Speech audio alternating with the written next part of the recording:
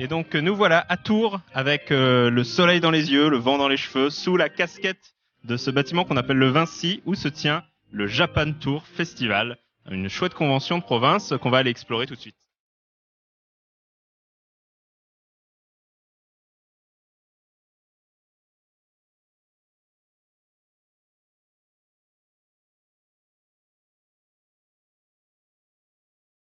Donc il y avait un coin exposition où on retrouvait des œuvres en fait liées aux différents invités japonais. On y retrouvait des cellulos, des croquis, des concept art et ainsi de suite.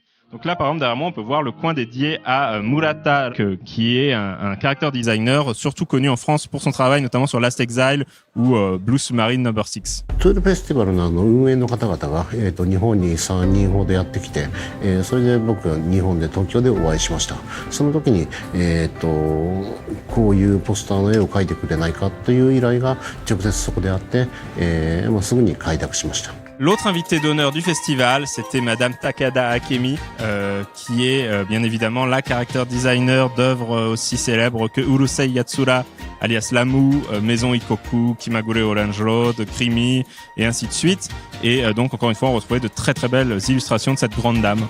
こう海外イベントが初めてだったら人が来るのかしらとかいう心配もしていたと思うんですけど、私はもう何十回とは言わないけれども十何回も、アメリカ、それから香港、台湾、イタリアでは、ミラノ、それから、ルッカ、ローマ、それからスペインならバルセロナとか、たくさんのアメリカは何回も行ってるし香港も何回も行ってるので、そういうふうにたくさんのところでこうもうイベントでたくさんのファンの人に会っているので、全然それは不安はありませんでした。Et le dernier coin était dédié à la saga Yamato, Uchu Senkan Yamato, Yamato le cuirassé de l'espace.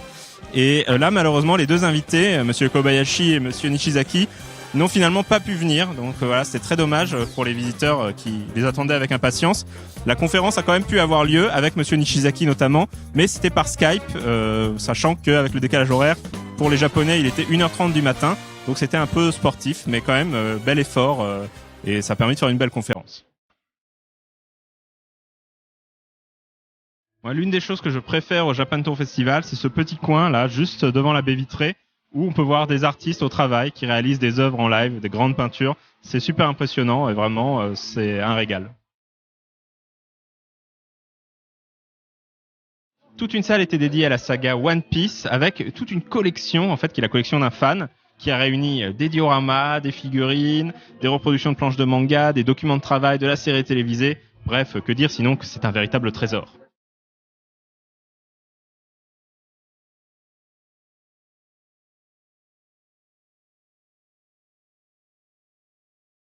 Le jeu de rôle était au rendez-vous avec l'association de KP2D qui était là pour animer des parties et qui ont également trouvé des joueurs pour la partie de roleplay qu'on a tournée en live le samedi après-midi.